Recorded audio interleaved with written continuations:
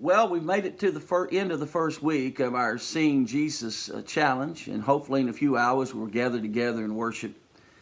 Today's reading was about the nobleman who had the son who was dying, and he desperately sought out Jesus to see if Jesus could help him. It reminds me of that old saying, "Desperate times call for desperate measures," and there's no doubt the nobleman was desperate, and so he came to Jesus really as his last resort.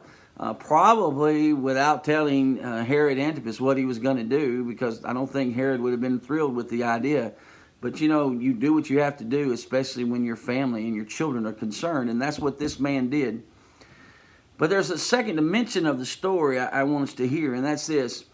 Christians need to understand that when other people go through time of crisis, it presents us with an opportunity. See, it doesn't matter who a person is. It doesn't matter, how much money they have. It doesn't matter how much power they have. It doesn't matter how much education they have.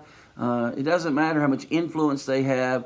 Eventually, all people arrive at crisis points in their life in which they have little or no control. Things are beyond their abilities, beyond their understanding, beyond anything they can do about it.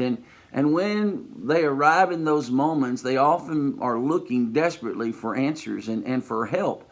And that's where you and I have the opportunity, literally, to be God's hands and feet, to be His representatives in the circumstance and say, listen, we know somebody who loves you, and we know somebody who cares about you, and we know somebody who wants to help you in these moments in time. And then in that circumstance, we can introduce them to Jesus.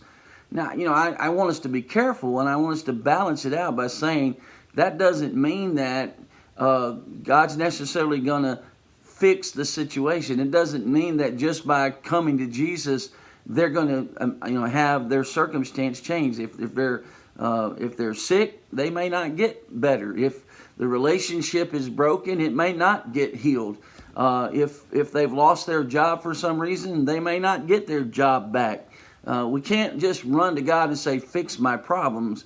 But we can say to people, listen, God is interested in your circumstances. God is concerned about your circumstances, and God wants to walk with you in your circumstances and your situations. And so we have that moment, that crisis time is an opportunity to say to people, let me introduce you to someone who really can help you in these moments and in these times, and be with you in these moments and these times in your life. The truth of the matter is the nobleman came to Jesus because he had heard about Jesus' reputation. And hopefully our friends and our family and our co-workers and our classmates and the people that we're around all the time, we've created a good enough reputation about Jesus by the way we live and the way we talk that they would want to know Jesus as well. But I also want us to understand that sometimes you can't wait for them to come by reputation. Sometimes we've got to be His representatives.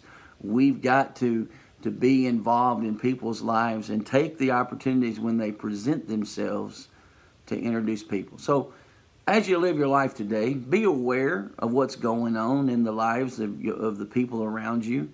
A lot of times people are hurting and we miss it. So be aware of what's happening in people's lives, and when the opportunity presents it, be the hands and feet of Jesus and introduce them to the King of Kings and Lord of Lords. Have a great day.